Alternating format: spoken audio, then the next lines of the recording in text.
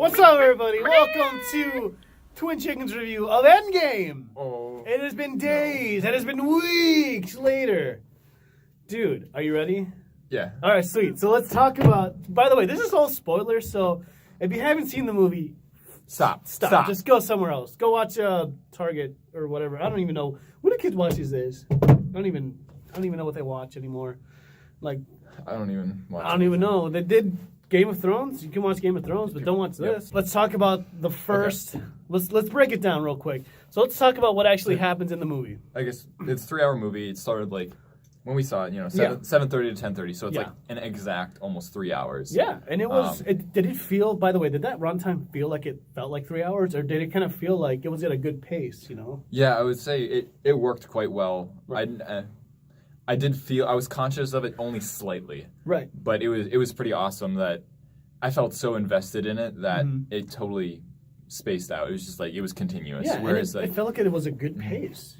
Sometimes if you see like bad plays or something, it'll drag on and it'll be like like when you go to see your kids' plays and it's like, oh, just kill me. Of course. But anyways, kill me. Back to the main thing. There's like basically 3 different segments. Yes. Broken down by each hour, just like 1, 2, and 3. Yeah, and they actually the way that they paced this film was actually pretty good. So we start off in a pretty dire spot when we have Clint, Hawkeye, and his family. Oh yeah, I forgot about that right away, at the beginning. It kind of reminds you coming out of Infinity War. Oh my God. This is the state of the MCU right now. This is where we're actually at in real time. It's kind of sad. How did you feel about his story arc throughout this whole thing? Because he has his family dying, and then you have him becoming what everyone says is Ronin, just a rogue ninja assassin, just murdering people because he doesn't want to do anything. He just wants to kill and hopefully someone kill him. But what do you think about that? Yeah, I guess I really never delved much thought into it, but I liked how throughout it brought it back. I guess I don't have to worry about spoiling anything since this is the spoiler review, the spoiler version. Yeah. But we'll get to what happens later in a second. But I really like how it just does take loss and how it just changes him. Yeah. And now he's like, what's the point of living? He's just like so out of it, but he is brought to being part of the time heist and stuff like that. Yeah, which like. Natasha, Black Widow, actually goes out, and we'll talk about this later, but like, of how she goes out and finds him. But before that, let's talk about real quick. So I don't know how much you know about Nebula from Guardians of the Galaxy, but we have Tony Stark and Nebula flying through space, and apparently it's been, as they call it, it's 22 days in space with no food or water. And it's like, they're just stranding in space, just trying to kill time by playing that little football game. What do you call that? Is it just what do you call that football game? Like, it's just... probably handball. Probably I guess, like everybody has different words for it, but... But what do you... From Nebula, she's kind of like a stone cold, like... she's like a child almost, but who's never really had a childhood. So Tony Stark being, like, such a nice dude is like... I don't know, just like... She only has seen this kind of humanity through him, So how did you feel that their relationship worked in the movie, just in that little segment? It really feels like we watched separate movies because when it changes from the first part to the last part, it really doesn't sync up quite as much as like you think it does. But it really shows with the 22 days of her like getting the humanity part. Yeah. It really showed. I think that was a key element to show future or later when. Okay, so later in the movie after the time heist, we realize that there's 2 Nebulas. Yeah. And we'll talk about it in a bit, but how it shows the contrast between who she was and now who she's become. Exactly. And I think the key element of understanding why there's a difference. Oh, yeah. Just that small, really subtextual part right at the beginning was very, very important. And I thought that was, I guess, now that bringing it up and talking about it, I enjoyed, like, knowing that they have that element in there to show. Not just, like, completely, if you read the comic books, that kind of thing. Yeah, exactly. And they actually do a pretty good job, not only with just this movie, but with all the movies, giving you a taste of who they actually were in the comic books, kind of like in a sense of like who this hero is. But then they really humanize him and they ground him to every single movie. That's why like it feels, every MCU movie kind of like feels really real. Like you can understand these characters, you can see where their ideas are coming from and their motivation. So this movie just works on every single level. Yeah, because it's all about building the plot. Yeah, and that's what this first hour is.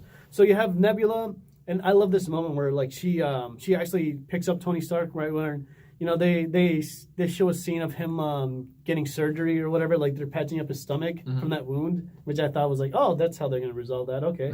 And then you can kind of see like, oh, wow, he actually is getting really, really thin.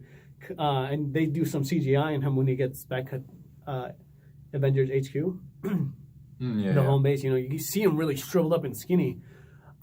Just everything that he's going through. But there's this really nice moment when Nebula picks up Tony and she actually just sits him on the pilot seat, supposedly thinking that this is where he's going to die. And then out of nowhere, boom, there's Captain Marvel. Yeah. Honestly, I didn't think much of it, but from our predictions from the previous video, how I thought, I was like almost 100% sure Iron Man was going to die. I was like, are they really not going to make it? I was almost in disbelief, but like, are they really going to let him die right here, right now, and that's how they're going to resolve it? Like, that is so unsatisfying. I mean, like, even still, like, they still did some unthinkable things in this movie, which we'll talk about here in a second with one of our favorite characters. But, like, the way that they treated Tony Stark, a lot of people are saying that he deserves an Oscar for his performance. I think it's up for debate that he just pulled up a huge performance. Like, it's just one hell of a performance, just playing Iron Man. Like, from all these movies that he's done, this performance here felt more gritty, more real. You get to see him just kind of banter a little bit more with Tony Stark and everyone else. So it felt humanized. Like, that's how I would feel, Yeah. If I lost and just got our asses beat, that's how I would feel. But anyway, Captain Marvel comes out. How did you feel that they used Captain Marvel in this movie? Because I don't know if you saw Captain Marvel, but I actually liked her. We talked. I didn't watch Captain Marvel like completely. It was just the I got plot points, so like I understand like what happens. Yeah, which is basically all you need. That's why I don't tell people you don't have to go see Captain Marvel. Right. You just got to understand what her power is and how how strong she is. And I feel like it was there as just a oh, this is nice. This happened. Yeah. It was what a coincidence. You know. Thanks. You came save the day. Yeah. By the way, she came in after. So at the end of Captain Marvel, she comes to. I don't know if you guys saw the post-credit scene for Captain Marvel, but she goes to the Avengers HQ, and then there's. So she brings the ship back and saves Tony. Exactly. So she only has like a couple small scenes. Exactly. Which is bringing the ship back. Yep. Talking about like, oh, I'm gonna leave now and kill Thanos. Yeah. And then the final battle. And then the final battle. That's it. But that's why, like, in the end of Captain Marvel, that post-credit scene is just supposed to set up where she comes in, like how she comes in to rescue Tony. Because apparently, like, if you didn't watch the post-credit scene for Captain Marvel, you're like, why? How did she just happen to come across this spaceship and boom, there's Captain Marvel saving Tony Stark? Like, how would you have known that unless you've seen the post-credit scene for Captain Marvel? Which, when she gets there, all she says is, "Where's Fury?" At the end of the post-credit scene for Captain Marvel, and then you would think that piecing all together the puzzle is like, oh, they probably told her we lost the battle, like everyone got dusted, you weren't here for that. Tony went to go fight Thanos in space, and Rocket's with him on Earth. So I assume that Rocket told him, "Hey, my spaceship is there, so you can just see what happened. Like, it's check on survivors." And I assume that's. None of that is said, but all of that's what we put together and how she gets to find Tony Stark. Of course, yeah.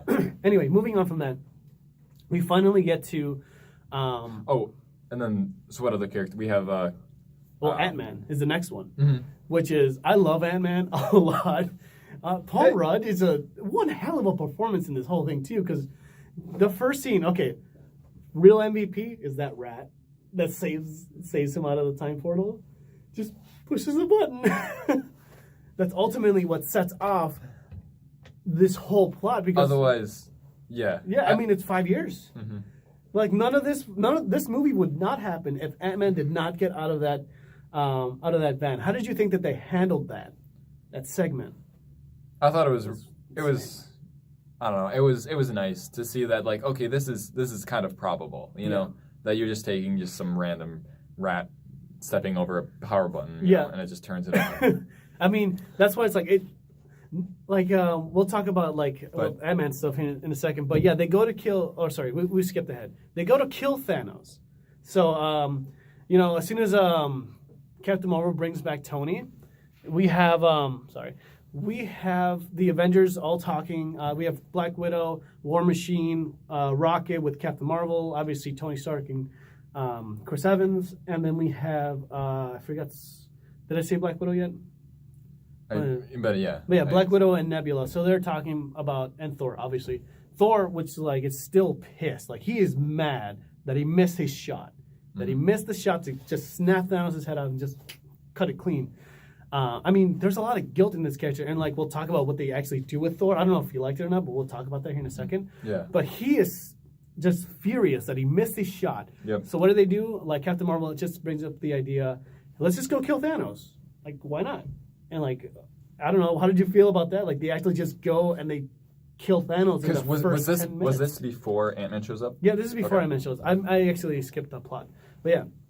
But what I liked about Ant-Man's part of it, yeah. they brought the idea of defamiliarization. Yeah. So they basically made it so you can see through Ant-Man's perspective, which is a very nice intro to certain things when you're taking something that happens. So then he's so, he was gone for 5 years. So right before the dusting happened, so then he was stuck, and so after all of this, when he gets brought back, he gets to see all the destruction that happens, but he's so confused, like, what's going on? And then it's like starting to all burden down on him. It's like, oh, this is really real. This is happening. Just horrible. How did you feel about that scene? We'll talk about, like, we'll finish our thoughts about them killing Thanos in the first 10 minutes, but since we're talking about this, how did you feel? How did you felt when he finally found his daughter? Like he was running around trying to figure out, like, he was going through the monuments, like, oh my God, is Cassie dead? Is Cassie dead? Just reading off the names, and then he finds his name in the monument place. So he runs to his house and he knocks on the door, and his daughter comes out. How did you think about that scene? Like, of how he played that scene, or just the humanity of it? What did you think about that? I think it kind of felt natural. I was trying to be understanding of his perspective. Yeah. Because for him, it was only a few hours. Yeah. As like he mentioned. 5 hours, yeah. For the 5 years, it was only in the... or something like that. 5 hours, 5 minutes or something. And that's like ultimately how they create he creates the idea of time travel because of the subatomic... quantum realm. Yeah, quantum realm. Yeah. Because of the time gap, it's like, oh, it was only 5 hours for me, know? So for him, it's just like, I get to see your face, but for him, it's like, it's been 5 years. Yeah. What's like, what? So, who are you? So obviously, it had more of an impact on his daughter than it did him. So I think he played like a good role of just like he really humanized that part, because like, imagine you going to see someone that you haven't seen in like 10 years, and it's like, oh my God, like I still look the same, but you've grown up like dramatically tall. Like when before you hit your growth spurt, I imagine someone came to see you and you're like, oh, hey, little pipsqueak, and then 1 year later, what the fuck is this tree? Yeah, exactly. And that's going to happen at my grad party. Yeah. Everybody that I've known that I did Taekwondo with, or at least I'm inviting all the people that I have on Facebook, they're going to be coming, and then they'll be like, what is this tree? Yeah. He used to be smaller. But anyway, so how did you feel about them killing Thanos in the first 20 minutes of this movie? I was just like, I really didn't know what to think. My mind was just like, I can't process words, and it didn't peeve me, but I thought it was kind of hilarious, but annoying that somebody behind us was like, well, that was short. Yeah. I mean, like, in the theater, somebody was... If you think about it, that was probably one of the biggest surprises for me. Like, there's like 5 monumental surprises in this movie. That was one of the ones for me, because I'm like, okay, now where do we fucking go from here? Where do we go? I think it's awesome to see that we know that now after they kill Thanos, it's like, okay, now there needs to be direction. But it's understandable for the character's loss in the 5 years that happen, that now they feel just so helpless. It's like, okay, now what? Yeah, exactly. And that's why that 5-year gap, when it finally happens, it's like, wow, there really isn't anything for them to do. Black Widow is currently running like an Avengers like secret thingy where she's just keeping tabs on everybody, but it's just like keeping order in the whole thing. But it's like, what else can you do? I love how Captain America, though, Steve Rogers, is actually running a PTSD like home group, or I don't know what you would call it. But, a therapy session. Yeah, and he's running, and it's like, oh my God, even when you can't fight, at least he's doing something for the betterment of mankind. And I don't know if you caught it though. One of the people in the thing was the director of the movie. It was one of the Russo brothers of the movie. The one who was talking about the date or whatever, that's the director, one of the brothers of the director of the movie. Oh, interesting. Yeah, and then the guy next to him, the guy with the glasses, when you go see this again, whenever you go see this, he's actually I think he's either a comic book writer of Marvel or something like that, or he's like a producer of some comic books. But they put down 1,000 Easter eggs in this movie. And man, it pays off. Like for me, going to watch this thing is like, oh my god, like every second. Yeah. We'll talk about our You've seen it reactions like 5 times already. Yeah, and we'll talk about like our reactions here later. So anyway, so that happens, right? So then you have possibly one of the biggest changes to like a character. So first, Ant-Man goes to Tony Stark, and by the way, Tony Stark has a kid. What I don't know, like if you were a parent and someone asked you, you need to go do this. We have a shot to do this and make things right. If you were in Tony Stark's position where you have a kid, you have your life worked out, you got lucky in that snap, would you go? Would you go and like perfect the time travel formula and help out the Avengers? Would you just stay with your family?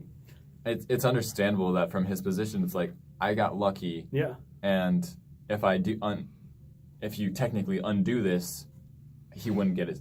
In theory, he might not get his family back. Well, it's mainly like if they undo the snap, they can do that, and he can still have his family. But then he might also die. Exactly. And, like, not be there for. There could be so many other things and that's why Tony Stark.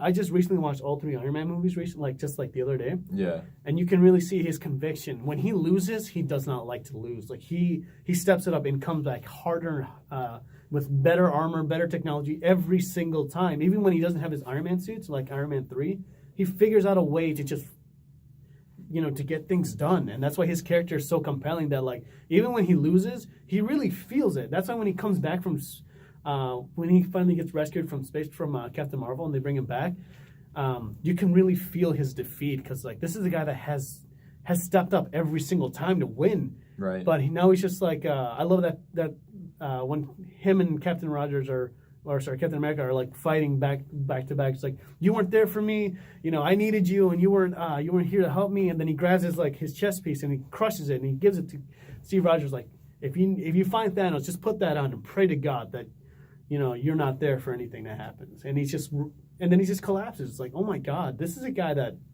has never really lost until this point, and it's just. Damn, it sucks. It just sucks to see these characters there. Right. But yeah, when they finally go to, you have Black Widow, Captain America, and Ant-Man go to Tony Stark's house, and they ask him to help him bring everyone back with the time travel theory. By the way, they do reference Back to the Future and the rules of time travel. Several times. I thought that was hilarious. I mean, when you have to establish this movie as a time traveling movie, you do have to put down some like laws and some like how do I say this? Ground rules, basically. Exactly.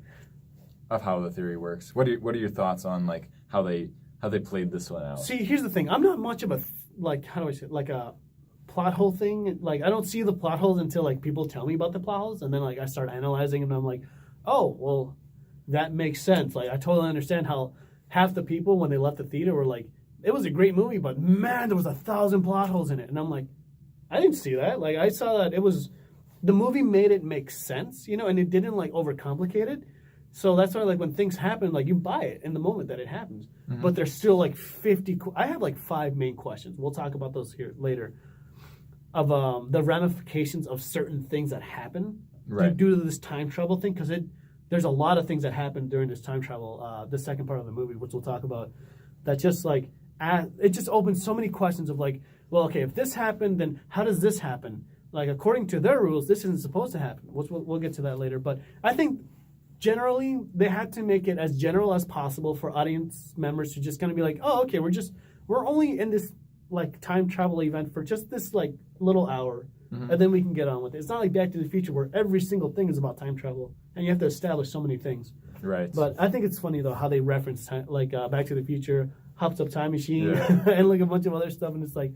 Well, at least they actually know what they're doing. So exactly. To our thing. Anyway, before that, we finally get a change of, once Tony Stark says no, they're like, okay, who else can help us? Who else is a scientist that can help us do that? Mm-hmm. Then you bring in Professor Hulk. What did you think about his character? I absolutely loved it. I wish we just had more, but what did you think? I thought I enjoyed it. It was just like, out. Hey kids, do the dab. Yeah. Oh, it was good. Say green. Oh, it was good. And I like the dynamic between Ant-Man and Professor Hulk. Yeah. It was just like, hey kids, I'm Ant-Man. You want to take a photo with me? and then Hulk is just like, hey kids, you want to take a photo with them? And the kids are like, nah. You're like kids. You're like, nah. they're like smiling and they don't want to they don't have words to say yet, but they're just like, oh, that just. I mean, if I was Ant-Man, I'd be like, oh, you fuckers, just whatever, just go. I mean, he pretty much did that. And he's just like, take the phone, asshole. Oh, it was such a brilliant scene, but honestly, that's what everyone. If you remember from Infinity War, they were setting up Hulk's character where he lost to Thanos in the first 10 minutes of the movie. He lost, and then we didn't get to see Hulk again. You got to see glimpses of Hulk through Bruce trying to call out Hulk. He's like, "Come on, Hulk, I need you to fight this battle." And Hulk's like, "No, I don't want to fight." So that happened in Infinity War. So they were setting up something with his character in this movie, where maybe something happened where Hulk finally Hulks out, and you finally get to see Hulk at his prime. Mm-hmm. We never got that. Instead, we got the merger of Professor Hulk and Bruce Banner put together. Either way, what they did with this character, like his overall arc of him putting on the gauntlet and snapping everyone, I think it's still a pretty good payoff. But what did you feel about his arc just throughout the movie? I guess I don't have any instant words. I could probably relate off of what are your thoughts? Ultimately, I wanted to see Hulk do something at the final battle. Even if he was still Professor Hulk, and he was able to help him with understanding time travel and doing some test runs. Mm-hmm. That's all you get.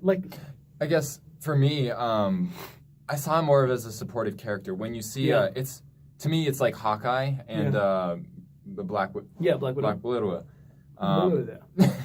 I can't speak, but basically, there's a bunch of supporting characters I can't even think Falcon and then even. Winter Soldier, War Machine, Winter Soldier. Just all of those, and what's his, Bucky, just these are all additional characters that add to it, and they have such awesome strengths, and imagine Hawkeye, he is an Avenger, dude, he's an Avenger, he's so good at what he does.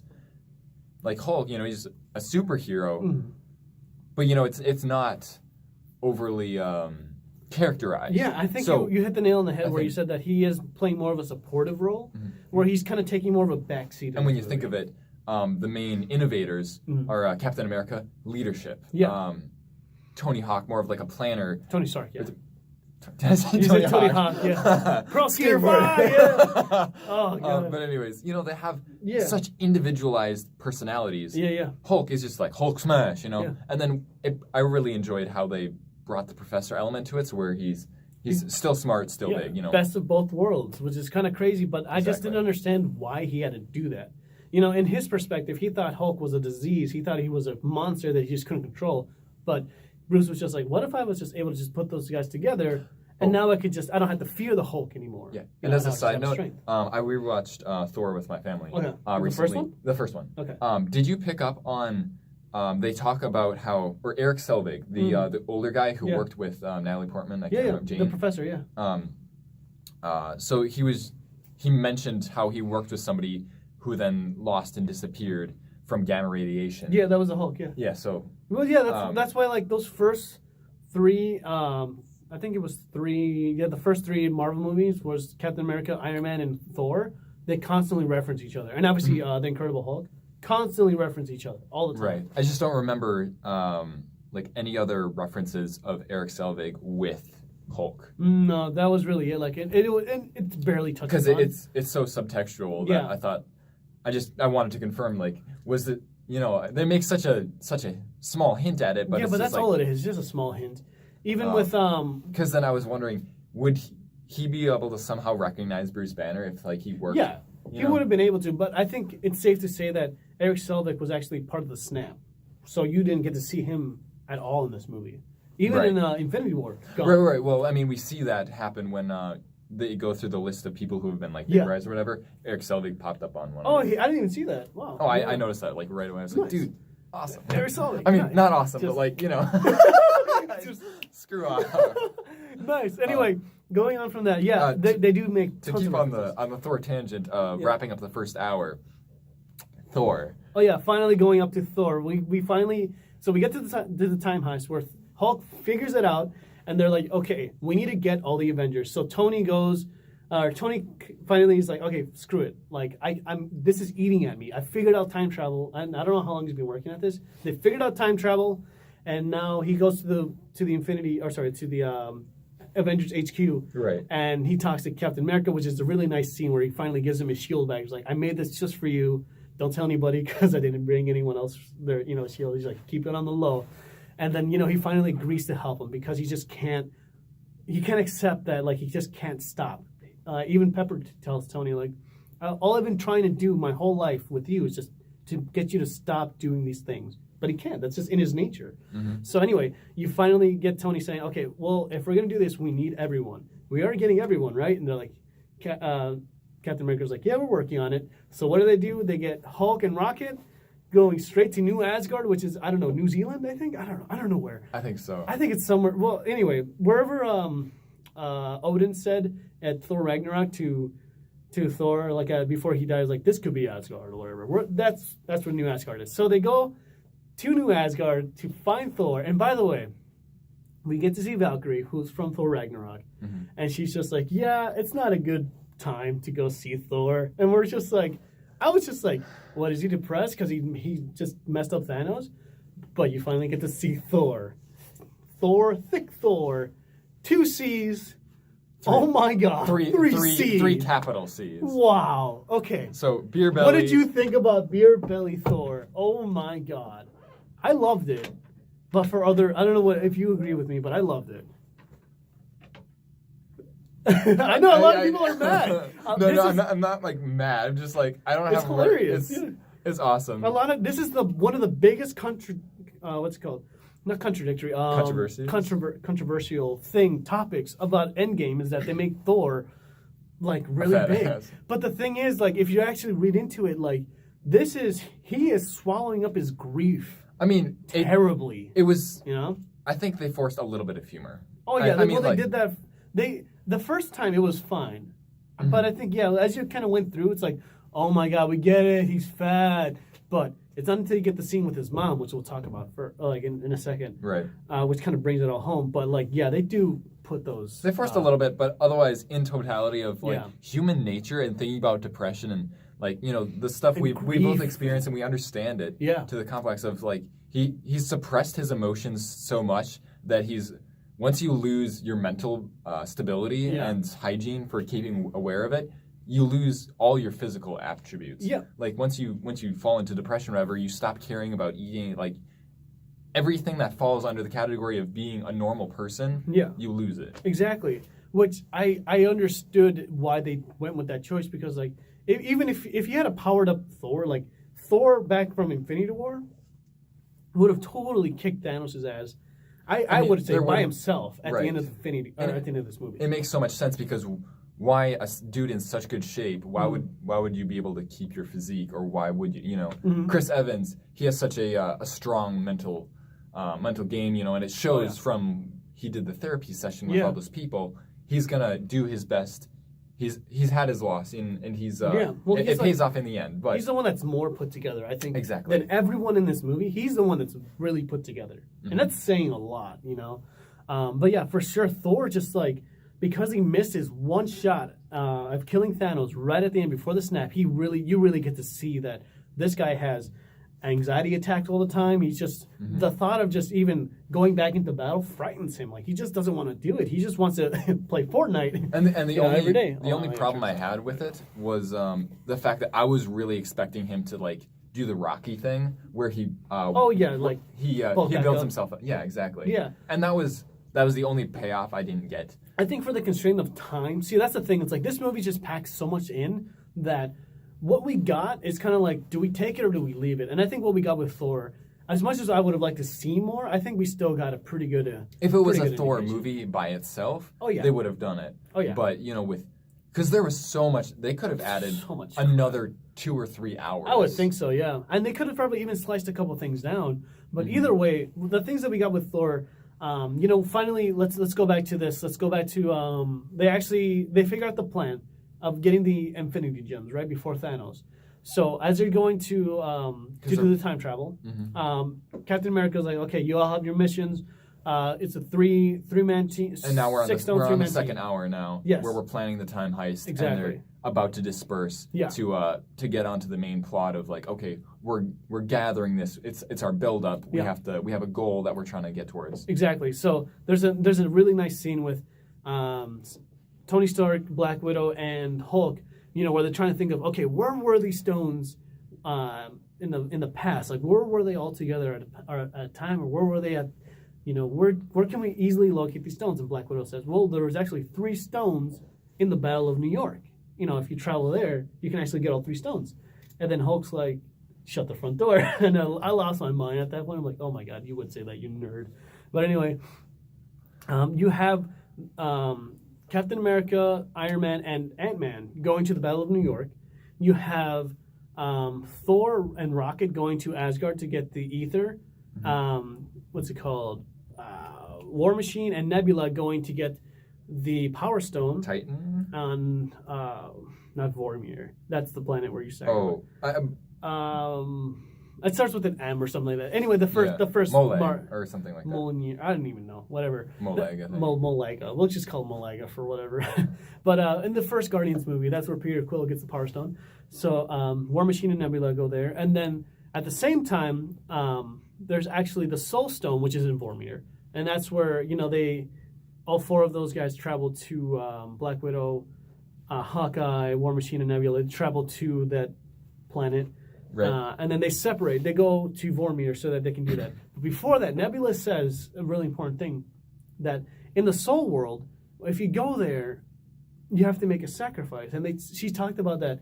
Thanos went there with Gamora, and he came back with the Soul Stone, and Gamora did not. So you would think that there's a sacrifice that happens there. And she told them this before they made the jumps to time travel. So as I'm in the audience seat, and Black Widow and Hawkeye, they're just having a good time. They're just like, yeah, we can go on another mission, and they're flying through space, and they're enjoying every second of it. But I'm like, even before when I heard that they were going to go to Vormir, I'm like, oh shit, one of them's going to die. There's just no other way around it. Someone has to die to get the Soul Stone. I immediately knew that. It wasn't until it's not like it hit me like as soon as Red Skull was saying, oh, in order to take the stone, it's a life for a life, it's a soul for a soul.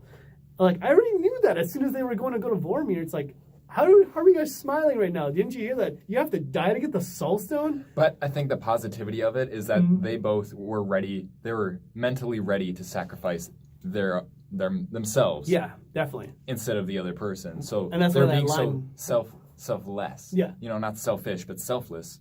I think they were so okay with it, but it wasn't until like, I think we're both thinking of the wrong person to sacrifice. And honestly, when obviously Black Widow, Scarlett Johansson, let's go. That was the most soul crushing. It wasn't even Tony dying. Yeah, it was that moment of. So why was that moment more? More significant for you. It was more of like she let the feeling of the drop. Yeah, when it's just like when you see somebody fall. It's kind of dramatic in and of itself, right? But just to see their bond is like really close. Oh yeah, super close. And to then see it tear him apart and get the background of like he's this super whatever dude, but it's from her, and then from his experience of his family getting dusted, and then this happening. It's like whoa. Yeah, exactly, and that's why like.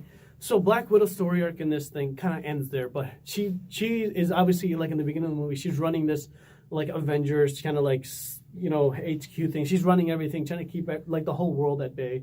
But you really get to see that she's tearing up. That I think War Machine. She tells War Machine, hey, if you find Hawkeye, just let me know. Like I want to go find him. And he's like, are you sure you want to do that? Because it's not looking too good. Like he's killing cartel members and everything. And you get to see her like.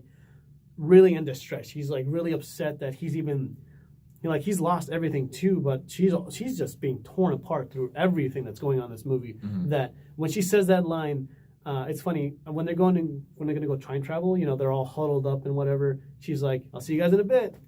It's like, oh no you won't. And then when they're at Vormir and talking to Red Skull, she's like, whatever it takes, whatever it takes. And they're both saying that whatever it takes, but for her it was more like Avengers, this team was my family. I didn't have anything before it. So if I can't do something for them, then what am I even gonna do? Like, and I think that's why like it made sense that she would be the one to go. And I think to add to back what I was saying about the drop or whatever. Yeah. I was so prepared for it's this back and forth thing of I thought it was going to be Hawkeye. Yeah. We did too, and then it's back and forth. I'm like, okay, I'm ready for it. Yeah. And she's on the edge, or like she's knocked to the side finally with the grenade, and he runs for it. It's like, I think. And they did the slow mo thing too. It's like it's over. Here and I was like, okay, I'm ready for this. And then she does the thing, and then they switch places, and now she's at the grasp, and now it's like, whoa! I was not like I wasn't expecting that. I was really thought they were gonna pull one last trick. Yeah, because they did it so much. It's like, no, he's gonna pull one last trick. I was like, just I thought so too. But I love you, Hawkeye, but just do it. Yeah, but even still, her conviction was just like, it's okay. I want this. We need a win, whatever it takes. We need to get the Soul Stone, no matter what. So she goes and she kills herself. Well, here's the thing. A lot of people this is another controversial topic, was that in the Infinity War, it was, as Red Skull says, it's a life for the stone. It's a soul for a soul, And Gamora was going to kill herself before Thanos turned her blade into bubbles, Mm-hmm. Where you don't necessarily, I think it's more of the act of like, as long as a soul is thrown into the thing or a soul is like killed there, then you get the Soul Stone. That's why like you have to sacrifice something. Well, I think that something is, as they keep referencing, is the soul. As long as somebody dies there, you will get the Soul Stone. But supposedly it's supposed to be the thing you love the most. Yes, which is, I think, your soul. Like, it's your life, That I think it's like, it's not so much like, let's just say Thor, and people were talking about this. Thor goes there with a bottle of beer. He loves beer right now. Like, that's his whole thing. If he just threw the beer off, like the keg off the thing, would he get the Soul Stone? I don't think he would. Because that's the thing he loves the most at that point. But I think it's more of like, it's what you care about the most, which is your life. That's the way I interpreted it, but how did you interpret it at that moment? Mostly like, as another human being, I guess is what I just instantly thought. It's not going to be an object or whatever. It's going to be whomever you ever hold close. So obviously, almost for Thor, I have a feeling it could be, although his mother has already passed. If you brought his mother back, it would be either whether it's Jane, his mother, or like Loki or something. Exactly, someone that he actually cared about. So one of obviously his dad, but basically one of those 3 or 4 people, it would be a real soul, because you can just throw an inanimate object off the thing, not get anywhere. Exactly, but you end up, regardless of the fact, that's a huge topic of discussion, because like you don't, obviously they love each other, but they don't like deeply love each other. It's more of like for Hawkeye and Widow, they don't like necessarily like love each other. It's more of like they really care about each other. I mean, it's a form of love though. Exactly, and then it's like a family, like exactly. It's such a strong bond that it still is love. Exactly. So that's why like it's a huge topic of discussion where like when she sacrifices herself, he doesn't sacrifice her. She sacrifices herself to get the Soul Stone. Where in Infinity War, Thanos sacrifices Gamora off that. You know what I'm saying? So it's like 2 different situations how it happened. Oh, okay. I would see what you're saying. So now it's like, and then you get to the part like, okay, what does that actually mean? And I think it just means like it's a soul, the thing that you care about the most for a soul. But at the same time, I wonder, it's... Yeah, I know, right? That is... You know what I'm saying? But I guess... All right, and we're back. Sorry about that. We our phones were dying, and we're back. Yeah, we're back. Anyway, going back to the time travel heist. So you have the Clint, and Nat, Black Widow, and Hawkeye. They go to Vormir, and then that thing happens, and then you have War Machine and Nebula. We'll actually talk about them at the end, because they kind of bring in this other plot. Yep, and so this is where my mind got totally tripped out. Yeah. And like, how are they going to play this out? Because they brought in an alternate like time. Yeah, we'll talk about that actually in a second, because that is the 3rd act. That is the final like, oh my god, like this is what we've been waiting for this whole time. But we'll get to that in a second. Let's talk about, we finally get to go back to the Battle of New York with Ant-Man, Captain America, Tony Stark, and the Hulk. I forgot that the Hulk was there. But I love this entire segment that they were in the Battle of New York. You have Iron Man just scoping out like the ending of the first Avengers movie where they finally beat Loki. and they're talking about like, oh, let's stop posing up here because it's Iron Man and Captain America trying to get the not the Tesseract, but the well, yeah, they're trying to get the Tesseract. No, sorry, Ant-Man the and Iron spear. Man. Yeah, Ant-Man and Iron Man are trying to get the Tesseract. I'm sorry, yeah. Captain America's trying to get the Mind Stone, which is Loki's scepter. So you have, I love this scene where Ant-Man's like, they're about to put the Tesseract in the case when they're still upstairs in the Avengers Tower on the top floor. And Ant-Man's like, okay, it's time to go, flick me. And then he does this little bend thing, and then Tony's like flicks him off. I'm like, that's, yes. Like, what else were you going to do? Like, it's so perfect. And I think one of the biggest wow moments when it jumps after that moment, Captain America. With fighting Captain America. That was... I think everybody's oh shit moment happened right there. Because it's like, okay, you have I can do this all day, buddy. Oh, I love that line. I know you can. Yeah, it's like, I know. Oh, it's so good. It's so good. But like, that moment is one of my favorite moments because it's like, okay, they're all trying to like, guess like, okay, this is where my character's at and this is where I'm at this time. So there's no way I'm going to run between them. And I like how he thought it was Loki. Yeah, and that's like, it totally makes sense because you have, in Avengers, the first movie, they have a deleted scene where Loki's impersonating Captain America, and he's just kind of like doing some funny stuff with him. Oh no, and Thor as well. He changed into Captain America, and it's like, oh my god. I think they even did that scene right there as Loki was getting chained away in Endgame. They had it. He was like and he just mimicked him. Yeah, it was great. So then it just showed the duality of like why Captain America, the original from the first Avengers, would think that would be Loki. The younger one. By the way, that fight is awesome because you have Cap in his prime versus Cap with like, he's just like, they're both badasses in their own right, but the way that they fight, like they're both fighting in the same kind of style, like they both throw the shield at the same time, they both fall down at the same time, like they're both doing the thing. It had a big, strong connection to Legend of Zelda for me. When I'm not sure if you've played like the second Legend of Zelda, or even Link's Awakening. No, that's Link's Adventure. Oh, yeah. But anyways, there's a couple other Legend of Zelda games where Link fights his own shadow. Okay. It had the same like. Yeah, there's a lot of Legend of Zelda games that really do that, but yeah, that's really interesting. Yeah, exactly. Where that's what I mentioned earlier, but where. You whatever moves you throw out, it comes right back. Yeah, it's like they're both doing the same thing. Like, how do you beat your shadow? And this is where, like, I thought Captain America, I was, like, really clenching my fist here because I'm like, don't die here. Please don't die. Because you already start seeing things go south fast, where you think that Captain America is going to be taken out by Cap. So we have our Captain America from our timeline getting choked out by the old Cap.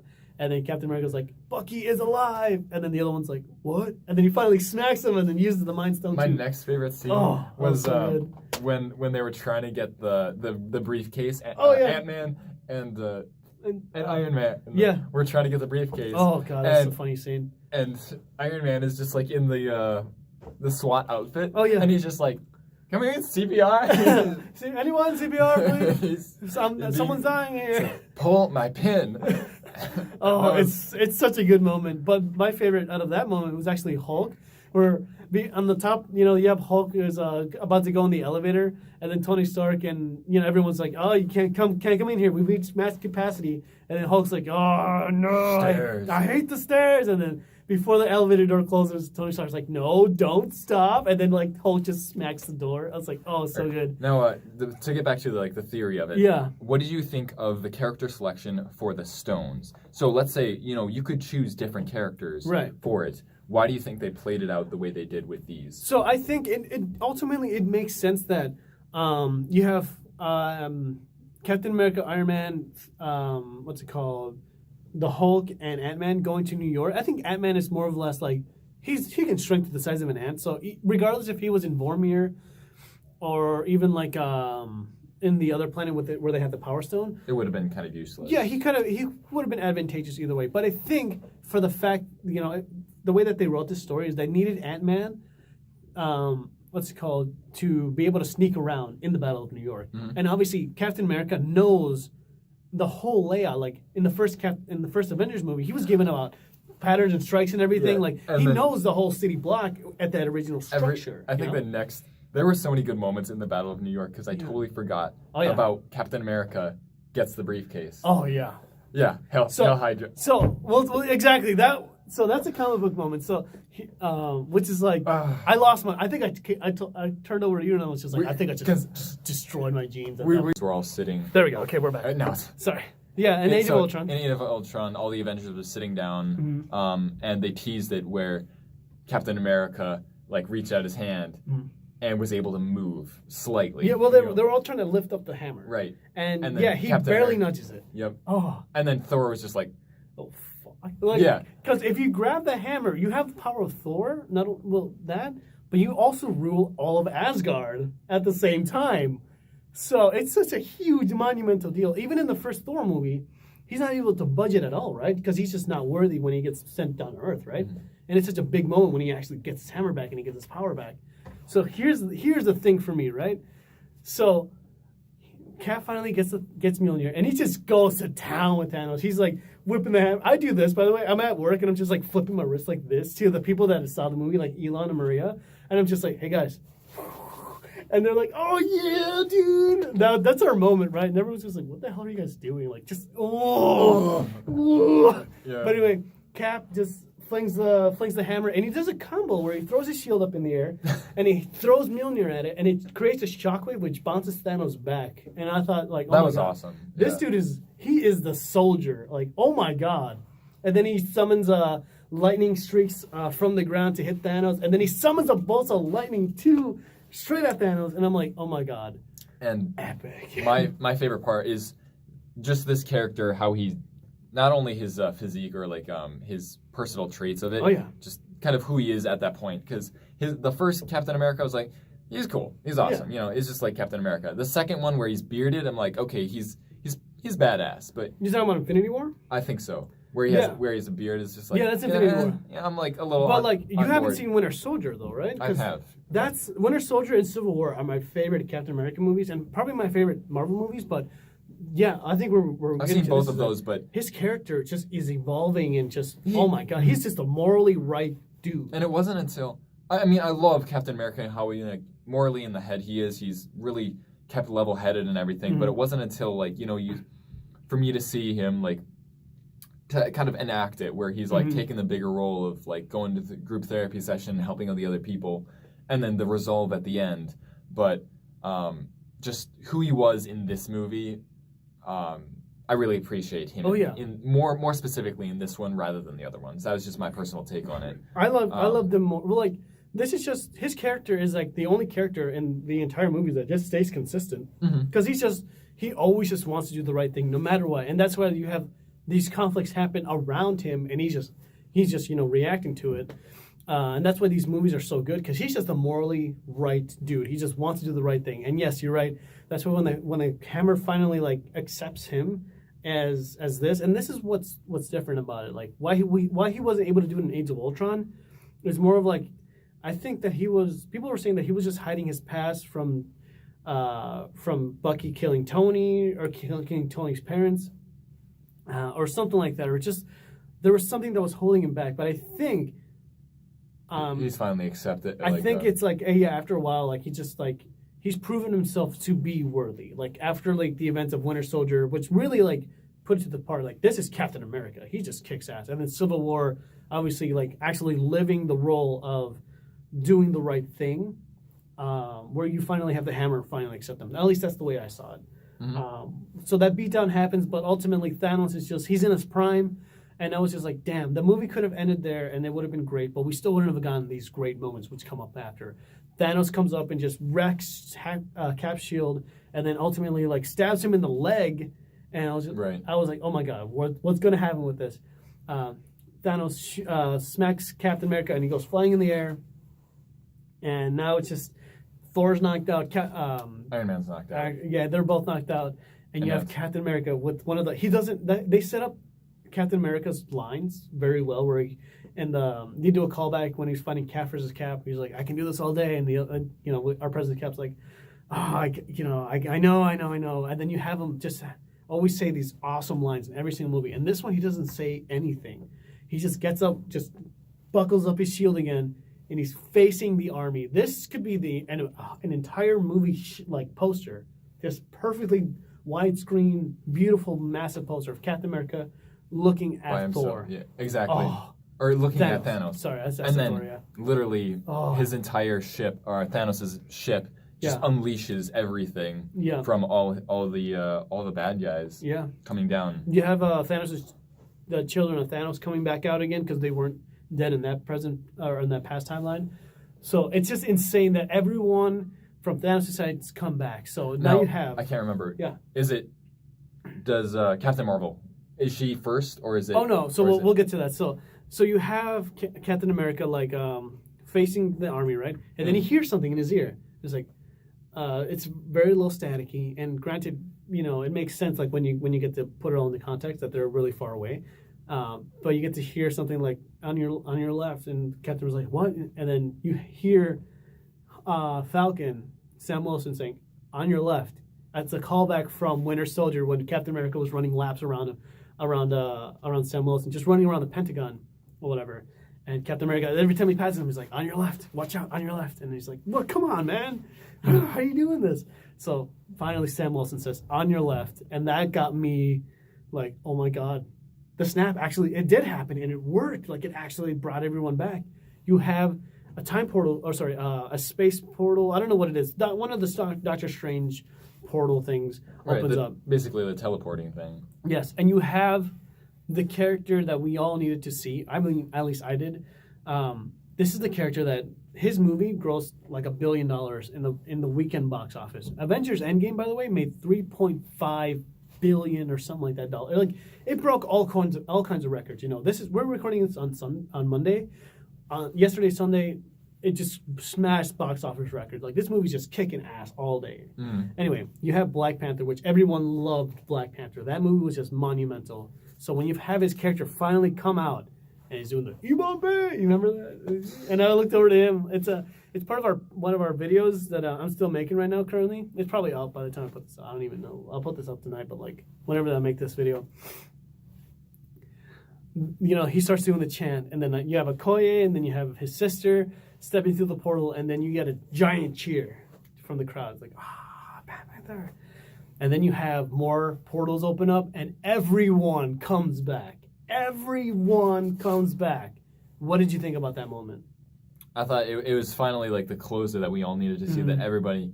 The thing that got me was when I think it was Captain America said, like Avengers Assemble or something. Yeah. So as everyone comes out of the portal, Captain America finally says the line. It was teased in Age of Ultron, and I don't know if it was teased in another movie, but yeah, Captain America says Avengers Assemble, and that was. And then that's where it closed, right? That was you can see specks of the sweaty nerds just sweat, and a bunch of other juices are flying in the air, and it's just I was one of them. I was just bottle rocket. It was just insane. What did you think about that fight? Was there anything that stuck out to you as a holy shit moment? Not necessarily. I was reminded of the Spider-Man one because everybody made. I loved the acting of when Tom Holland he passed. Yeah. That was monumental for everybody. But for me, I don't care as much. I'm just I have lack of interest in a lot of things. But he's coming back, so that's why for me I was just yeah. And I think that's why it was so. It wasn't. It would have been more interesting to see a climax towards that. But I like how they catered to everybody. Yeah. Because everybody got lost in the snap. Yeah. That was just, they made it personalized. That's what I like in certain, I can't think of the word, but stories. Where if you personalize, if you make it too general, oh, hey, we humans go to the store. Yeah. It's okay, that's, who cares? But you have a vlogger, let's say, Artie and Evan goes to the store, and that's a personal narrative. That makes it way more intricate, specific, and interesting. Yeah. Whereas just okay, Brenda went to the store. Who's Brenda? Nobody cares. Yeah. So what did you mean about that? In specific to Infinity War. Yeah. That was Infinity War. They made a big deal out of Spider-Man getting dusted. Everybody else was getting dusted, obviously. They're making whatever. Mm-hmm. But they just extrapolated just a little bit more on the emotional side of it. And I read into this where, we were talking in the John Campea show, which is, one of my favorite movie broadcasting things, or a podcast, sorry. And they were talking about, okay, you have Spider-Man I feel in Infinity War, his scene was kind of dragged. It felt like it was dragged on. But when they said this specific thing where you have Spider-Man who has obviously spider sense, right? you have his senses just firing off all ends, that he can tell that something bad is happening, where he knows something bad is happening, where he doesn't feel a snap right away, where he's just like, oh my gosh, something is happening. Like, what is happening right now? It's when the people were talking about his spider senses firing off all ends, like, dude, something is going on, and you're not gonna feel good in like 2 seconds.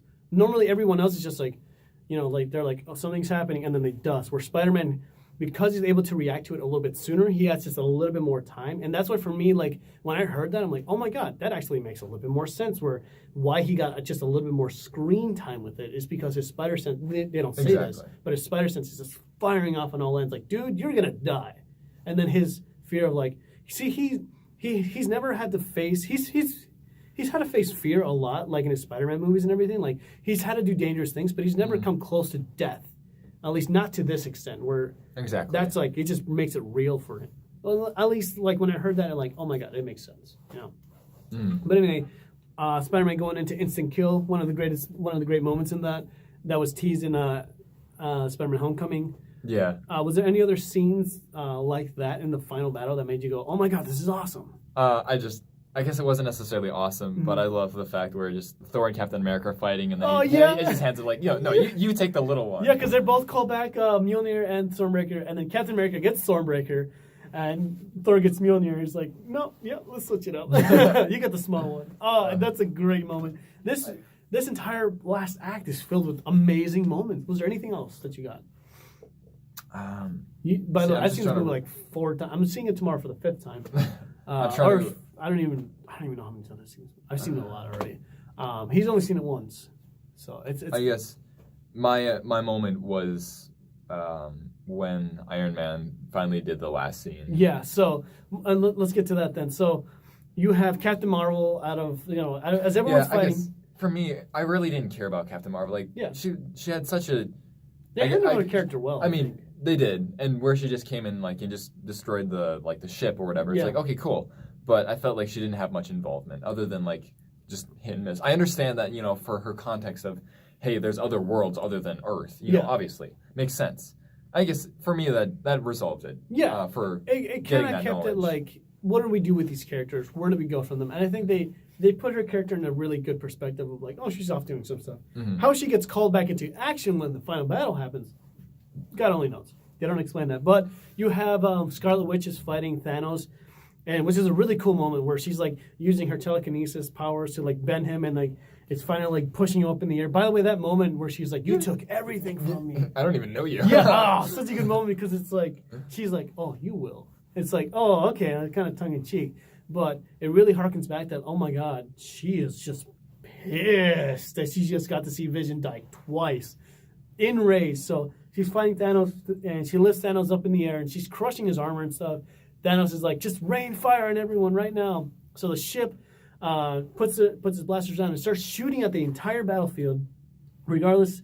If you have Avengers dying, or some people like from the Avengers team dying. You have Thanos' team dying, or whatever, his army dying, and then you have Captain Marvel come out of the atmosphere, and you have the ship. It's funny because like the ship stops firing down underneath, and finally turns its blasters up, and it starts to fire out at the sky. And Captain America's like, "What is that? What's?" And something under something upper atmosphere. Yeah, exactly. And it comes up, boom, destroys the ship.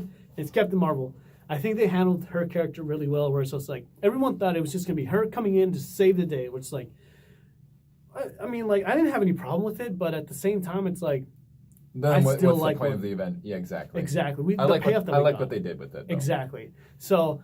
That happens, and then you have one of the coolest scenes is you have Clint Barton with the gauntlet.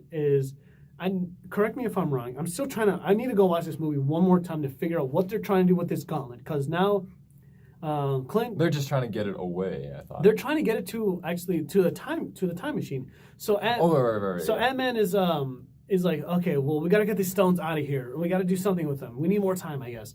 So I think what they're trying to do is put the gauntlet into the van. Which the van has the quantum realm time machine in it, which is in the middle of the battlefield, and they have to traverse all the way over there. Right. By Thanos' side. And I think the idea is to put the glove in it so that they can just quantum realm it. Yeah, to put it back in the past where they're able to snap everyone back or something like that, or just get it away from Thanos. I think that was the plan. In any case, you have Captain Marvel coming down on Earth, and you have what's is a really cool comic book reference. It's called the A-Force, apparently, where it's all women, the whole women of the MCU. It's just all lined up, and I didn't think Captain Marvel needed help, but I think it's kind of cool that you have all these. You have Okoye, you have the Wasp, and a bunch, Scarlet Witch. Everyone, all the girls come out, and they're like, "Well, we got her back." So Captain Marvel just does a sprint. You have Valkyrie coming in, it's just taking out those giants. Man-eating ships. I don't even know what they're called. But anyway, all that stuff is happening. But just Captain Marvel just sprinting through, just supernova all the way through these guys, and she's about to get to the time portal, where Thanos grabs his double-sided sword and just throws it at it and blows it up. So she's not able to get it through the thing. So now you have Thanos is about to put on the glove again, and you have Tony Stark and who's fighting Thanos, and then you have Captain Marvel trying to stop him from putting on the glove. So now, as Thanos is putting on the glove again, he's about to do the snap. Captain Marvel comes out at the very last second before he snaps his fingers, and grabs his hand before he can snap it, and then tries to bend his hand back and try to get the glove off. You have a really good moment where Thanos is headbutting Captain Marvel, and she's not even budging because she's that powerful. This is where they handled this moment very well, because Captain Marvel could have just taken the glove off, and that would have been it, right? She could have just beamed down Thanos, and boom, that's it. But you have Thanos pop off the Power Stone and use it to bounce Captain Marvel out and knock her out. That was an ingenious move of his. He's just a smart dude. Oh my god! And then the very next scene. Yes, where this is where I don't know. Well, this death. We'll talk about it here in a second. But I didn't see this coming. This was a complete shocker and surprise for me. So you have Tony Stark going up to the gauntlet, trying to get. We don't know what Tony Stark is doing. He's just fighting with Thanos to get the gauntlet off, like we thought Captain Marvel was doing, right? But in this case, Tony Stark is actually absorbing the Infinity Stones. So Thanos beats Tony Stark off, and he sends him flying. And then he instantly clicks. Yeah, but he turns his wrist. He's he does his whole speech. I am inevitable, and then just a snap, but nothing. And then you look over to Tony Stark, who was just on the ground absorbing all the Infinity Stones in his hand, and you know how when Bruce Banner put on the Infinity Gauntlet, you have all this... The energy absorbing. Same thing with Thanos, saying he has the same thing again when he puts on the glove again for this one. With Iron Man, I didn't see that. Every time I saw the movie, he wasn't getting the shock of all the... of all the Infinity Stones going in the glove, but it was more of I think his suit was able to take most of the damage from that anyway. But still, as he's getting it, he's just well, I am Iron Man, and then he snaps his fingers. Okay, that one got me. Oh, that got me too. Where it's I am, and then I thought the movie was gonna stop there, but it's just I am, and then he finishes. I thought he was gonna say something else. I don't know what he was gonna say, but I was just oh. When he just says, I am Iron Man. Yeah, just harkening back to the first, I think it's time, right? Is it time for you to head out? No, we're good for okay.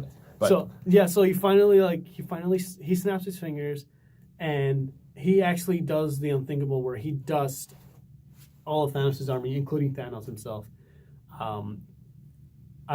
This was the moment where I was just I was dead. I was gone. Because I'm there's no way he survived it. Hulk specifically said that his body and mass, and because the glow is mostly gamma radiation, he's able to take it. Even when Hulk made the snap, his body was still demolished. Just half of his body just destroyed, and he's barely even in that end fight. He's in there, but he's not really in there for Hulk. Anyway, Iron Man does it. His entire body is just destroyed, catatonic.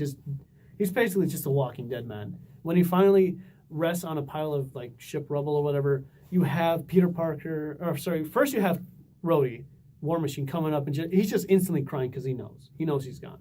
And then you have Peter Parker doing a reverse of what happened in Infinity War, where you have Tony Stark just embracing Peter before he says don't go, but this time and then Peter snaps, Peter dies, but this time you have you have Iron Man dying as Peter is consoling him I'm so sorry, he's the one. Captain America. Sorry, I keep saying Captain America. Iron Man is dying, where Peter is living. There's all of these dualities. Yeah, and it's just such a sad scene. And then you have Pepper coming in, just pulling Peter away, Spider-Man, And then she finally has this final moment with him, and it's so touching, so crushing. Where I thought Captain America was going to die in this movie, and in a way he doesn't. He kind of bites it, but not really. It's more different. Anyway, the funeral happens. You have all of the Avengers there, with a couple surprises from the kid from Iron Man 3 is actually grown up and is actually there, and then you have Nick Fury is there. Doesn't say a line in this entire movie. And then you have, after all of that, that funeral, by the way. What did you think of Tony Stark's funeral, by the way? I really thought they were just going to roll the credits there. Yeah. Same. I thought it was just like... I mean, they were about to. They were as you know, Tony Stark is doing his monologue, or sorry, he recorded a segment of like, okay, well, in case I die. It was right before the time travel thing. Yep. So I mean, it still was a monologue recording, but really well done. Yeah, I was gonna say it was just so interesting to see that everything, he feared losing. Yeah. And die. Like he didn't want to like leave his daughter and Pepper and stuff like that. Well, this is what harkens to be what it means to be a hero. Like, you may have all of these things, but what are these things in a world that's empty? Like, what does it mean? What does it actually matter if his daughter grows up with a world that's half alive? What does it actually matter? Which is what makes Tony Stark a hero. Which is what hit it home for me. It was just like, oh my god, he made the ultimate sacrifice. This guy that from his first story arc in Iron Man 1. He was a selfish prick. He's an asshole, but like he was a really smart, egotistical dude. What I think literally the face of the Avengers is Iron Man, and I've always seen it that way. Yeah. And it was such a solemn moment, I think, for everybody though. Yeah. That to see, like you said, he was such a prick. It's the just the character development that went through it that we're spending time watching the funeral where we're paying knowledge or acknowledgement towards him. Yeah. For all that he's done, it didn't start until he got like blown up in the Humvee and taken away by the Pakistan. The terrorists. Yeah, exactly. That it started there 10 years later, through all of this progression of characters adding, everything that building up to this momentum thing, that it's still the same. It's a dude that went through a lot and changed. Yeah. And now he's finally ended it all. Yeah, and I think it's the way he went out was just, it was perfect. It was beautiful, I think. It was amazing. And then you have this amazing scene with, as he's doing the hologram recording, he looks down at Morgan and his daughter, and he's like, I love you 3000. And I at that moment was just like, oh, that's it. I'm done. I'm done. Really good thing that his father-daughter relationship with Morgan, his own daughter, was just, it was perfect. I thought it was amazing. Yeah. So you have that happen, and then you have like Iron Man doing, as he's doing the talk or whatever, you get to see Ant-Man is with his daughter and Hope Van Dyne. So they're together again. You get to see Clint back with his family. Everything is going on, and then you get to see the segment where Cap has to go return the time stones or all the Infinity Stones, right? Exactly. So they have a portal just right outside Tony Stark's funeral thing or whatever. And I don't know if it's still on the same day or not, but all I know is that they have it there, and I don't understand what happened. This is one of a couple of questions that I need answering to. At least I need Kevin Feige, the producer of Marvel, the guy that made this, just needs to answer me. So Hulk has the machine ready, and you have Sam Wilson, Falcon, and then you have Bucky Barnes. They're just talking. Okay, well, we'll see you back in like 5 minutes, right? And Captain America's like, yeah, I'll be back. We knew he wasn't coming back. At least I knew that. Like, okay, why are you giving these goodbyes if you're gonna come back? It just doesn't make sense. But anyway, he's able to have a nice touching goodbye with him before he goes back, and then he takes Mjolnir, the hammer, with him to the past. And to our understanding, apparently he returns all the stones to the point where they were taken. To the exact point where they were taken, he gives them back. I have a couple problems with how he does that and how this is even possible. How does he know how to return the Soul Stone? How does he know how to return the Power Stone? How does he know how to return the Time Stone? How does he know how to do these things? I don't know, but apparently he does it. Where you have, now that, Hulk's like, okay, let's bring you back in like 5, 4, 3, 2, 1, and he doesn't come back. You have Falcon and Bucky is like looking off to the distance at the lake, and they're like, "Oh, well, there's this guy. Who's this guy?" And Bucky already knows that's Captain America. They go and Sam Wilson is actually the one to talk to him, and you have a really touching scene of like, what did you do when you went back? And Captain America's like, I lived a life. And then from that moment where we get to see Captain America as an older guy, that we finally get to understand his resolve. So like, because right in the beginning of the Marvel universe with Iron Man, Captain America's almost right away, or near the beginning as well, right? Yeah, it was the second movie. So then we get to see Iron Man's kind of, I guess, resolve. Yeah. Captain America's, like everybody's resolving their story. Yeah. And so what did you think about his story? I loved it. Absolutely loved it. Because like he finally got we talked about this, but exactly what he wanted. He wanted to go back, marry Peggy Carter. Yeah. Exactly. And he got to just live the life he wanted to without hopefully any consequences, because now that he's done this, it creates a different alternate timeline. Because now, if you think about it, you have two Captain Americas in that world, where I think that Cap still goes in the ice, but when he goes in the ice, that's when the new Captain America comes back, or the present Captain America goes, and he comes out of the ice, and then he lives that life with Peggy Carter, as the old Captain America is still in the ice. So the way I see it is everything still happened, and old Cap is still there. I know, right? That is so trippy to think about. It is. Where there's like a second Captain America stuck in ice. Can you imagine that? I mean, that's the way I see it. In any case, that happens, and then Captain America ultimately, like, he gives Falcon the shield, and he dons Falcon as the new Captain America. Ultimately, I don't know what this means moving forward. The plan right now for the MCU is that there's going to be a Falcon and Winter Soldier TV show, which is going to be on Disney Plus, I believe, the new Netflix of Disney or whatever. WandaVision, so apparently Wanda's having a TV show with Vision. I don't know how that's happening. We have a Loki spin-off show, which is, obviously that makes sense watching this movie. There's a Black Widow prequel movie that's happening. And then there's also a Hawkeye spin-off TV show that's also happening. I mean, obviously, if you've already got a cow buttering with gold, might as well milk it as for all you know. I mean, honestly, I'm a little ashamed of it. But, at the same time, it's just like, it makes sense. It makes sense. And if why not? If you're in the position, give people what they want, I guess, Yeah, and as long as you do it right. Exactly. You're going to make it for what it's worth. Yeah, you're going to be fine. As long as you do it right.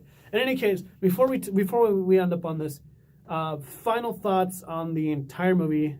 Obviously, Cap gets his last dance with Peggy Carter, and then that's where the movie ends. But what were your final thoughts in this movie as we wrap? I think I can't remember if I mentioned this on here or whatever.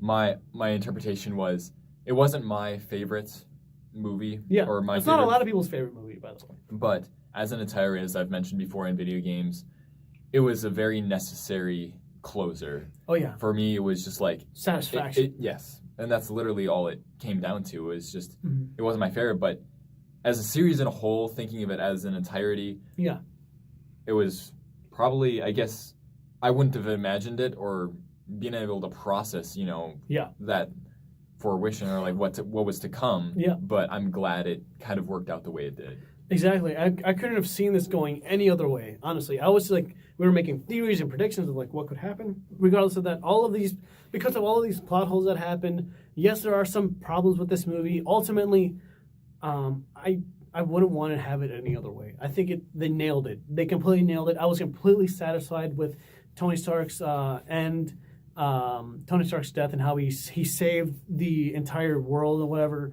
Captain America passing off the shield and actually living his life, what everything he wanted. Oh my God, just tearing up just thinking about it. You have Thor, thick Thor, giving his reign of the throne to Valkyrie, who's now going to be the Queen of Asgard, and he's going with Guardians of the Galaxy, which is going to be hopefully Guardians of the Galaxy 3, which God only knows what's going to happen when that happens, but they have this funny little moment where they're like, I'm in charge, like, you're in charge. And then you have Thor going like, of course you're in charge. Oh, it's so good, the way he plays it. Oh, so good. Anyway. And I feel like it'll, just as a closing thought, I don't like Guardians of the Galaxy, but I feel like this is going to make it better. It will. And from your perspective of, you didn't like Thor, the first movie. I didn't like it as much as everyone else did. I thought it was okay. And that's why I feel like throughout time, I'll progressionally, whatever the word is, grow to like it probably. Yeah, I think so. I'm understanding, and I totally get why people enjoy Quinn. You know, he's a stupid yet relatable person, and that's why people love him so much. Yeah, well, the way I see Quill, just kind of going off a little tangent, is I see Quill as like, yeah, he's a little bit of a bumbly idiot, but when he gets down to business, he gets down to business, you know? And the reason I like him a lot is because he loves music, and he uses music to kind of like influence his But it's the his relatability, though, to drill down to. That's exactly why I love his character. Yeah, even though like he does some kind of things that kind of make us upset in Infinity War. I just like. But ultimately, it's like his likability. It's the likability, not only relatability but likability. That you know, he's just like this fun dude. So like right in the beginning of Guardians of the Galaxy, everybody loves him just for the fact that he's listening to music, dancing to old 80s music. Well, literally, it just speaks to his character that like we would do that. I would do that. I would be that kind of person. Literally Marvel Universe just milking the cow like, just give me a relatable character. Just give me something else. So that's, and his character, I mean, another subject for another time, but I really like his whole thing with his character. God, I don't know what they're going to do with Guardians of the Galaxy 3 because now he wants to find Gamora. Gamora being the present one. That was interesting. Yeah. That like he was like, oh my God, Gamora. And he kicks him right in the nuts twice. Oh, so good. Because that is the fiercest woman in the galaxy. That is exactly how it would happen. But, so good. Anyway, love this movie. If you guys liked our 3-hour-long thing, give us a like, give us a comment. Please let us know anything that you feel about, whatever you thought about whatever we were saying. If you even stuck around this long, anyway, I don't know. Just if you guys want more, obviously comment Arturo's new pants. Yeah, if you stuck around this long. Exactly. Also, just a shout out, everything that I've kind of talked about here. Kevin Smith did a really great recap of everything that we did. Check out Kevin Smith's review of Endgame. Also, just check out John Campio's podcast that talks about everything that we talked about and more. So if you want more, you'll get more. So anyway, thanks for sticking around. We'll see you later. Have a good day. We've been the Twin Chickens. Twin. Oh God, no. I messed the outro up. Twin Chickens. Bye.